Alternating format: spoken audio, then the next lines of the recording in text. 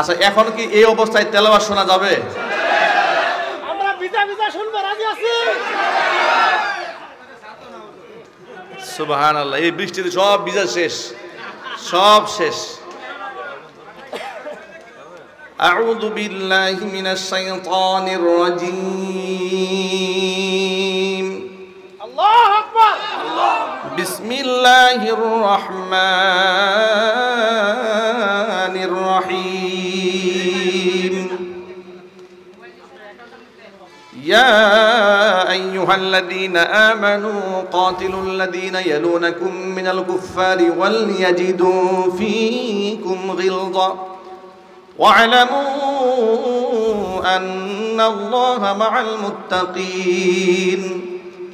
وإذا ما أنزلت سورة فمنهم من يقول أيكم زادته هذه إيمانا فأما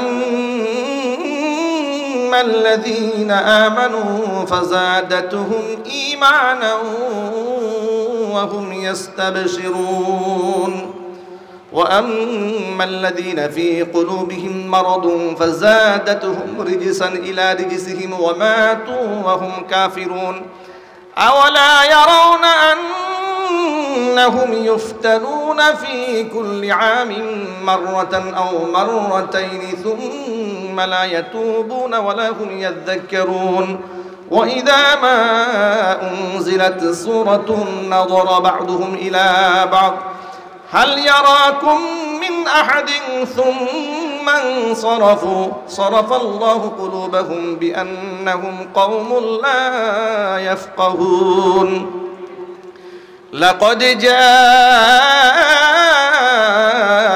رسول من أنفسكم عزيز عليه ما عنتم حريص عليكم بالمؤمنين رؤوف رحيم فإن تولوا فقل حسبي الله لا إله إلا هو عليه توكلت وهو رب العرش العظيم صدق الله العلي العظيم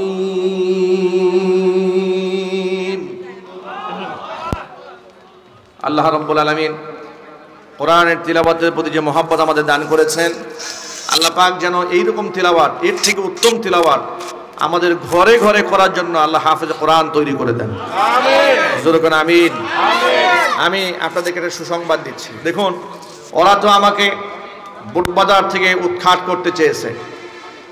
গাজীপুরে যে বাসায় আমি ভাড়া থাকতাম গাছাতে, প্রশাসনের লোকেরা সেই বাসায় গিয়ে বাড়িওয়ালাকে বলেছে মাদানী সাহেব যেন এই বাসায় উঠতে না পারে, যদি উনি বাসায় থাকে তাহলে কিন্তু আপনাদের খবর হয়ে যাবে।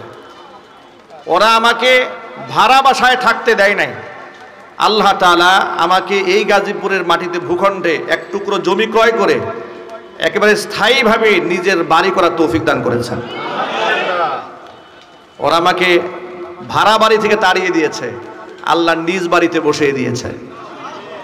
জাজর প্রাইমারি স্কুলের সামনে আলহামদুলিল্লাহ আমরা মাদানী টাওয়ার করেছি। সেই টাওয়ারে আমরা আন্তর্জাতিক মানের হিফজখানা তৈরি করেছি আলহামদুলিল্লাহ। আমাদের সন্তানদেরকে আমরা কোরআনে কারিমের এই প্র্যাকটিস করাই।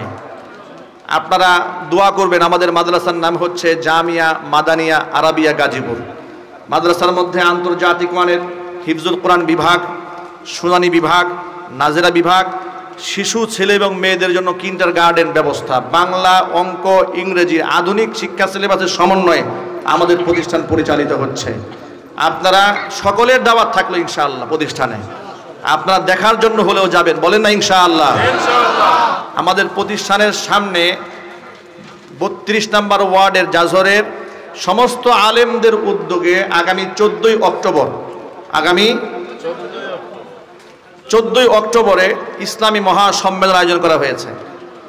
সেখানে মাওলানা খালেদ সাইফুল্লাহ আইয়ুবী হাফিজাহুল্লাহ তিনি থাকবেন, সাখাওয়াত হোসেন রাজি হাফিজাহুল্লাহ তিনি থাকবেন, এরপরে খালেদ সাইফুল্লাহ সাদি ময়মনসিংহের তিনি থাকবেন।